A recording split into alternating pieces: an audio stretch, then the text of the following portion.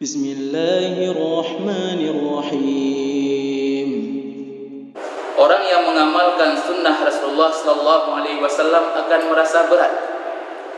Orang yang mengamalkan sunnah Rasulullah sallallahu alaihi wasallam, dia akan mendapati di tengah-tengah manusia dia menjadi orang aneh. Kajian sunnah, bersama-sama kita mencerahkan umat.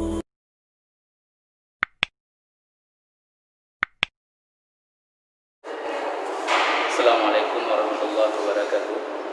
Innal hamdalillah nahmaduhu wa nasta'inuhu wa nastaghfiruh wa na'udzu billahi min shururi anfusina wa min sayyiati a'malina. May yahdihillahu fala mudilla lahu wa may yudlilhu fala hadiya lahu.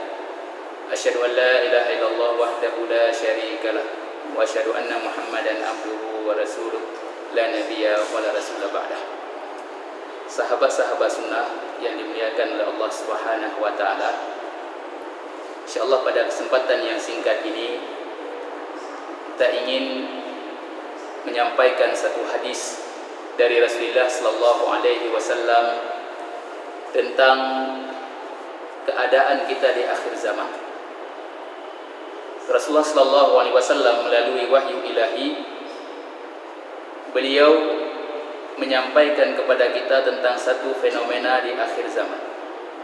Itu beliau alaihi salatu wassalam menyebutkan, ya'ti 'alan nasi zamanun, akan datang kepada manusia satu masa, as-sabiru fihi 'ala dinihi kal qabidi 'ala al-yaman.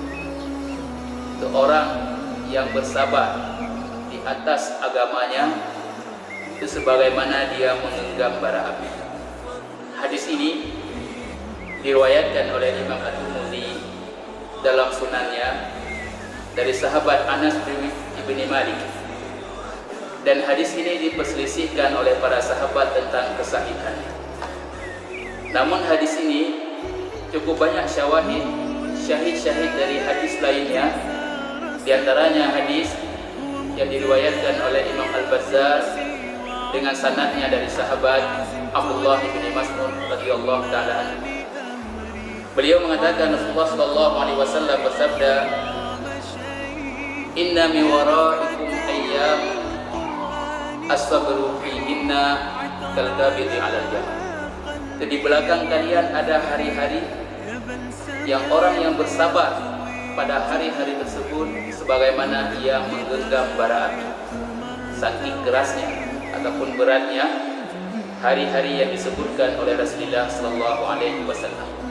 Lalu Rasulullah sallallahu alaihi wasallam memberikan kabar gembira, lil amili fihinna ka ajri 50. Orang yang beramal pada hari itu dia akan mendapatkan pahala sebagaimana 50 orang yang beramal dengan amalan yang sama.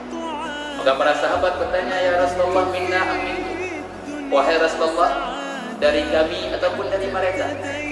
Rasulullah sallallahu alaihi wasallam mengatakan, itu sama seperti 50 pahala yang diamalkan oleh para sahabat radhiyallahu anhum ajma'in.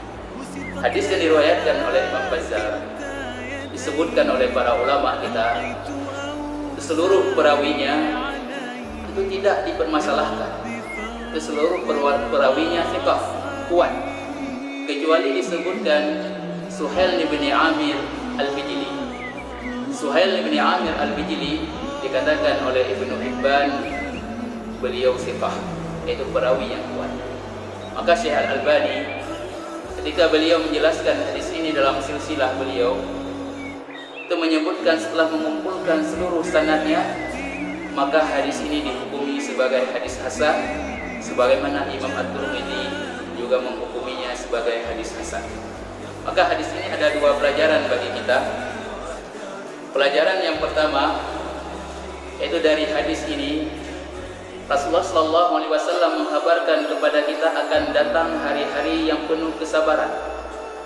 Orang yang mengamalkan sunnah Rasulullah sallallahu alaihi wasallam akan merasa berat. Orang yang mengamalkan sunnah Rasulullah sallallahu alaihi wasallam, dia akan mendapati di tengah-tengah manusia dia menjadi orang aneh. Ini sebagaimana dikatakan oleh Rasulullah sallallahu alaihi wasallam, bada'al islamu gharib fasayaudu kama bada. Itu Islam itu gharib, wasayaudu gharibun kama bada. Islam itu akan kembali asing sebagaimana asingnya Islam itu ketika memulai. Maka hari ini ketika ada orang yang melakukan satu amalan sunnah dari Rasulullah sallallahu alaihi wasallam, dia akan dianggap aneh. Heran, dia tidak pernah melihat amalan yang dilakukan oleh orang-orang yang melakukan amalan sunnah. Sebagaimana Rasulullah sallallahu alaihi wasallam ketika beliau melakukan ataupun mendakwahi orang-orang Quraisy ke dalam Islam, mereka merasa aneh dengan Islam. Maka di akhir zaman, orang-orang yang melakukan amalan sunnah, mereka juga akan dianggap aneh. Pelajaran yang kedua dari hadis ini, itu kabar gembira dari Rasulullah sallallahu alaihi wasallam bagi orang yang melakukan amalan-amalan sunnah. Rasulullah sallallahu alaihi wasallam menyebutkan lil amali fihi, orang yang beramal dengannya ka ajri 50, yaitu sebagaimana dia mendapatkan 50 pahala minkum dari sahabat radhiyallahu anhum ajma'in. Ini gambaran ataupun kabar gembira dari Rasulullah sallallahu alaihi wasallam kepada kita. Satu amalan sunnah yang kita lakukan, maka pahalanya sama seperti 50 amalan para sahabat radhiyallahu anhum ajma'in.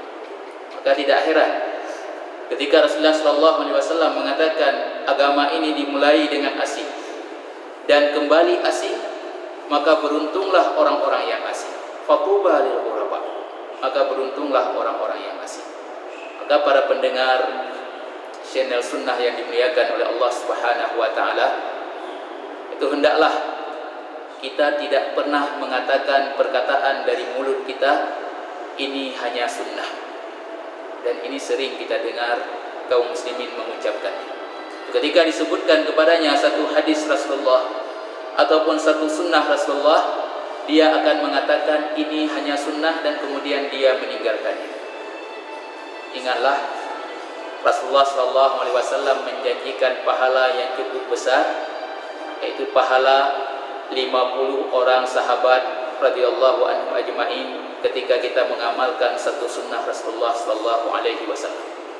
Maka hendaklah kita selalu mencontohi Rasulullah SAW, melakukan amalan-amalan yang dilakukan oleh Rasulullah SAW, baik itu sunnah menurut para fuqaha ataupun wajib menurut para fuqaha ataupun mubah menurut para fuqaha. Ketika sampai kepada kita satu sunnah Rasulullah SAW, maka kita akan melakukannya mengejar pahala yang dijanjikan oleh Rasulullah SAW.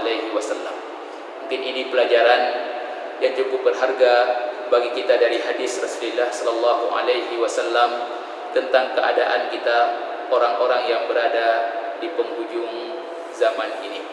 Nakhtim bidoa kafaratil majlis. Subhanakallahumma bihamdik, asyhadu an la ilaha illa anta, astaghfiruka wa atubu ilaik. Assalamualaikum warahmatullahi wabarakatuh.